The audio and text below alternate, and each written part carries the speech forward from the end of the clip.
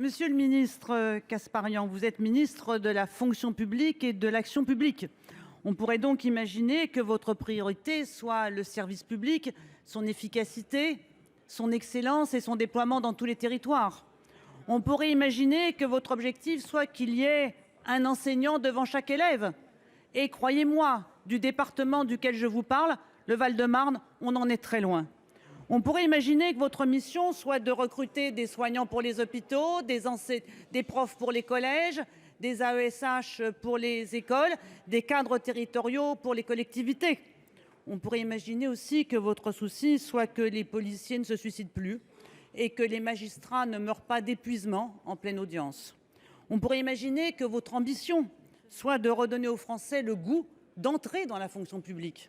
On pourrait aussi imaginer que votre exigence soit d'assurer aux fonctionnaires l'estime et le respect des usagers, ce qui leur assurerait la sécurité au travail.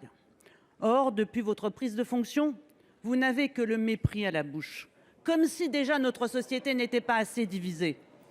À coups de fake news sur les arrêts maladie et les soi-disant privilèges, à coups de comparaisons mensongères entre les salariés du privé et ceux du public, vous essayez de faire porter sur les fonctionnaires la dégradation des services publics que vous avez consciencieusement organisée depuis 2017, vous et les gouvernements successifs que vous avez soutenus. Alors ma question est simple, monsieur le ministre.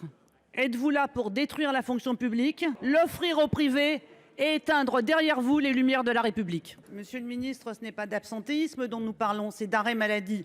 L'absentéisme, c'est le mot qu'on utilise pour les élèves qui sèchent le lycée.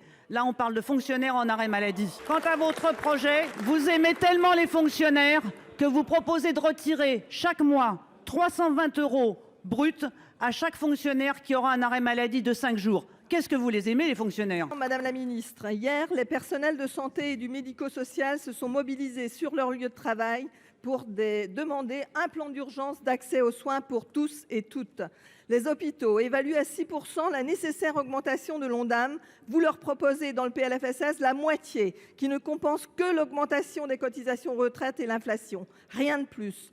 Alors que le secteur du grand âge évalue à 1,4 milliard la simple survie des structures d'accompagnement de nos aînés, les 6 % d'augmentation que vous proposez, fléchés sur la création de nouveaux postes, sont bien insuffisants pour rassurer les maires et les départements qui attendent, comme nous, des crédits pour répondre à l'urgence, mais aussi la loi de programmation inscrite l'an passé dans la loi Bien vieillir.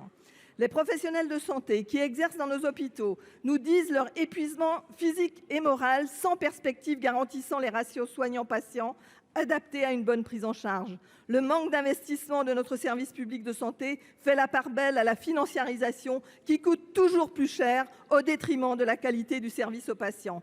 Notre système de santé publique s'effondre sous nos yeux.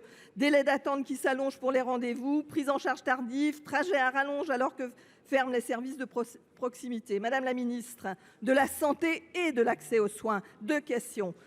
Ce coup de rabot que vous assénez au PLFSS 2025 ne met-il pas à mal le principe même de notre sécurité sociale, où chacun devrait contribuer en fonction de ses moyens et bénéficier en fonction de ses besoins? Que répondez-vous aux cris d'alarme exprimés par les soignants et les patients que nous relayons au nom des élus locaux et des citoyens? Ministre, tout ne va pas si bien.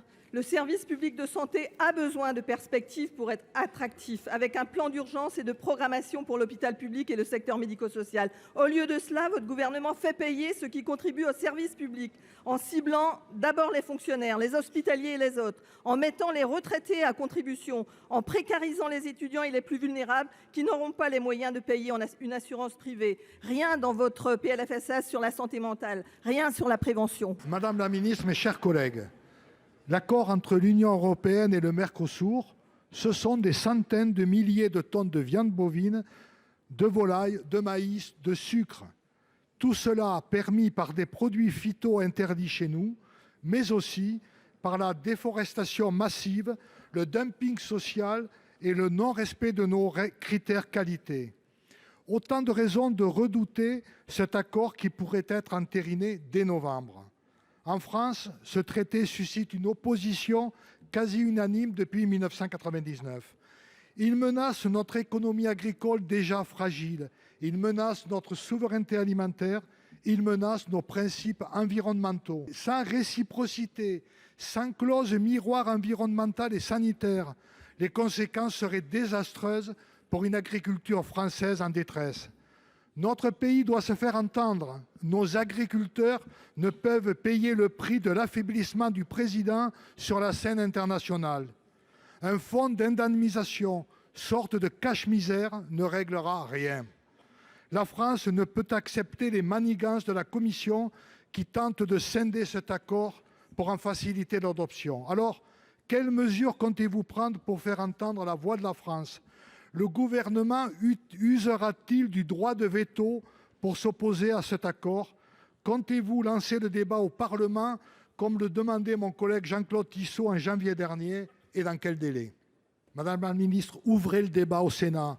Engagez la France dans la négociation d'accords bilatéraux intégrant les questions de changement climatique, de durabilité des modes de production et de commerce gagnant-gagnant. Mais surtout, ne ratifiez pas le Mercosur.